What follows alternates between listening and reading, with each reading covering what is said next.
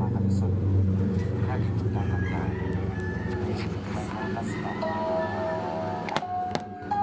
Doon ako bahay. Hindi lang ako. Sabi ko ng butas.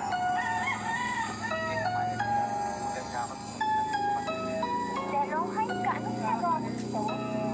Makinig ka muna sa akin, di ka muna wait. Magkasama lang kami, pero di ko siya ka-date. Never di ako makikipag-isa katulad niya. Alam mo naman na ikinag-iisa. Sinamahan ko lang kasi akala ko hindi ka pa darating dito sa bahay natin. Nakaluto ka na pala. Ako ay inumaga. Ngayon ko lang napaliwanagan na ikinag-iisa. Kaya pangako ko sa iyo, ikaw lang talagang iibigin ko. Ikay wala ako babae. Pangako sa iyo, tara na muna kasi tayo. Dami naman palusot. Na ito naman. Teka lang muna babe. Kung bilihin mo naman, huwag ka na muna magbalisong. Tara na. Ano ka? Pero, kapag isa.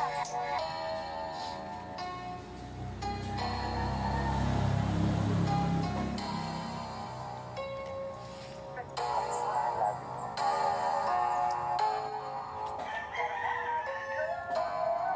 Wala ka naman ako. Oh, lalo ka nasa office ka. Bakit nandito ka? Akalain mo makikita tayo dito sa opisina. Samahan ko lang kasi siya. Pasyente ko may doktor. May tumor. Teka lang, nauutak tuloy ako. Dahil sa kasasabi mo, babaero ako. Wala naman kasi babae pagkatikin nag-iisa. Sa puwi ko ito lang talaga. Galain mo, hindi ko niyaya. Pero sumama siya sa akin na bigla-bigla. Kaya naman, God, serious, duda ka ng duda. Pero mali naman ang akala mo, alam mo ba? Na ikay nag-iisa sa puso ko. Ikaw lang talaga. Pangako ko sa iyo, darling, tara na. Pero hayaan mo muna sabihin ko to.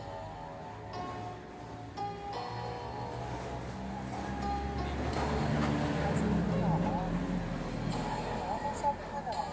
Ano bang problema natin? Maghiwalay na tayo. Bakit naman? Wala naman akong ginagawa ah. Wala naman yun eh. Ilang beses na kitang nangukulit ng bababae. Hindi naman. Alam mo naman.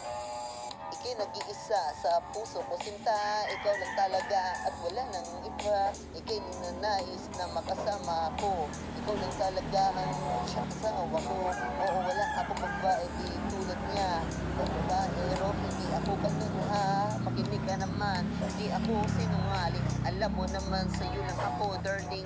Pangako ko sa'yo, lahat ay gagawin ko. Tara na kasi, available na ako. Hindi na naman, GF ng iba. Hindi ko gawain kasi wag ka na magsigas dyan, love. Tara na. Samahan mo ako dito, lasapin natin ang gabi na to. Wala akong babae, hindi tulad nila. Hindi ako babaero, naiintindihan mo sana. Diba?